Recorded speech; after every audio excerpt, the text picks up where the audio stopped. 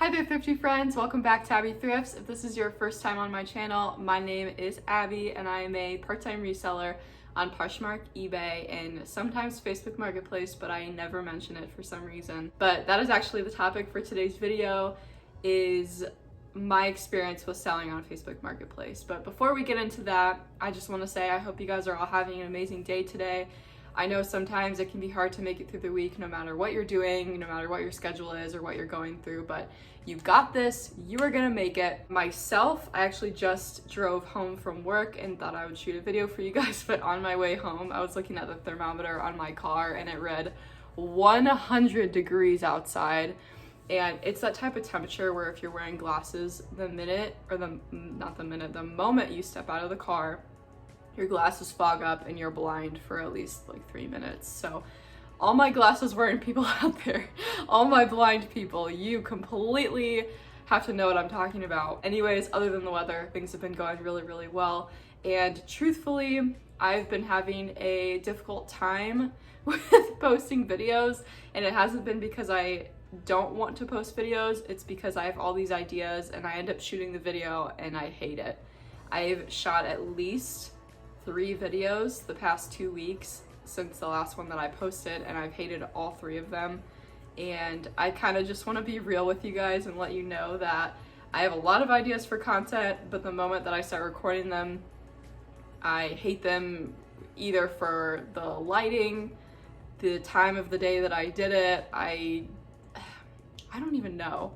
I guess if you guys create content or anything like that, you'll know what I'm talking about. But I don't think it has anything to do with like confidence or not believing in myself, but I want to create good quality content for you guys, and some of the stuff I created, I just wasn't feeling it. So today, I thought I would bring to you a personal experience before I start going to the bins again every day. I just thought I would kind of go through some of my personal experiences with buying and selling. And if any of you guys are interested in watching, then you'll watch. If you love my content, or if this is the first time you're here, go ahead and give me a like or a comment or a subscribe if you're feeling it, if you like watching me, if you want to follow along on my journey. If you subscribe, then you will get a notification every time I post a new video.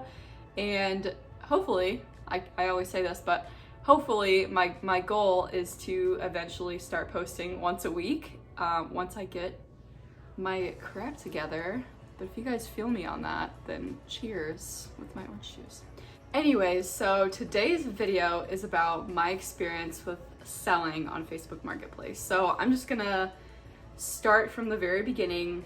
I have always been a thrifter, and I've mentioned that in my past videos. I've loved thrifting, but selling, on the other hand, has been something that has been more recent. And when I say more recent, I mean within the past 3 to 4 years maybe. And taking reselling even more seriously and documenting that reselling has been within the past year. So through all of this time, I have learned so much. And also, before I get right into this, all of this is based on my experience only. If you are a seller watching this, or maybe you haven't done it before and you're basing all of your presumptions based on what I'm saying, these are just my experiences. So if you have had a great experience with Facebook Marketplace, that is awesome. You keep doing that. But this is what I have been through. So we're just gonna jump right into it, like I said. Anyway, so when I first started reselling things, I would sell things on eBay, Facebook Marketplace, like I said, and those would be 2 of my main places that I would sell things. Sometimes on Instagram, and that'll be a video for a later time. But yeah, I would sell things on there, and I didn't really know what I was picking up when I was thrifting, so I would just kind of find cute items or blouses or anything. I would find it, and anything with tags, I would find it, sell it, and make a nice little profit on it. I wasn't really keeping track of my profit either. It was kind of just something that was fun to do, and it justified me spending money at the thrift store. I do remember one of the first things that I found and resold on eBay, this is a side story, was this long, beautiful cardigan from Ireland, and it had the tags on it, and I sold it for $40 on eBay, and that is my first sale story. Anyways, reselling over the years has given me a ton of experience and knowledge especially selling on certain platforms like Facebook Marketplace. So with Facebook, I've learned so much, and I'm to the point where I don't even use it anymore. I have a few things listed on there that have been listed for months and months now, and I'm actually gonna go take those off here pretty soon. But yeah, I'm at the point where I don't even use it anymore. And if you use it all the time and you have great experience with it and you love it, that is awesome. You keep doing that. I think people need to find what works best for them. And for me, it was a combination of a lot of things. So one of the biggest things that you need to think about when you're on Facebook selling things is that you are in direct contact with these people, and your number one challenge is the person. So just because you list it on Facebook Marketplace and someone contacts you about it does not mean you're gonna sell the item. I have had so many cases where someone messages me and they're like, hey, is this item available? And I'll go, yeah, do you want it? Or whatever I say. And then they go, yeah, I'll come pick it up at this time, or do you want to meet here? And so we go through that process, and either last minute they tell me they can't make it and then they'll never message again, or they will say, or actually they'll just say nothing. They just won't ever respond, and it is the most frustrating thing. And that has to be the number one driving force of why I don't want to use Facebook Marketplace anymore. And one thing that I think really, really annoyed me, this happened a few months ago, but I listed an ottoman for like $10 on Facebook Marketplace. Super cheap, really decent ottoman, something that you could be used in a dorm room or maybe in a living room for a starter furniture set. Just something I wanted to get rid of. So threw it up on Facebook. I had this lady Venmo me $10.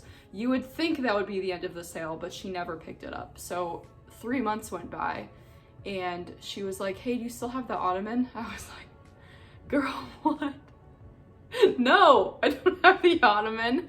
And eventually, like, I Venmo'd her back, but it got to the point where I forgot that she like messaged me because I had other people who wanted it. So I've never been through a situation like that before. So yeah, she got her money back, everything was fine, but it was like, it took her 3 months. Like, she completely forgot that she was gonna come pick it up 3 months later, and I'm not even exaggerating. But anyways, that situation just makes me never want to get on that app ever again, because it blows my mind thinking that someone like paid me for that, told me they were gonna come pick it up, and then just never showed up. Like, I could never hand out my money that easily to someone and just never show up. And then I don't know. I truly don't know. I don't understand people. But when you're on Facebook Marketplace, you're dealing with the general public.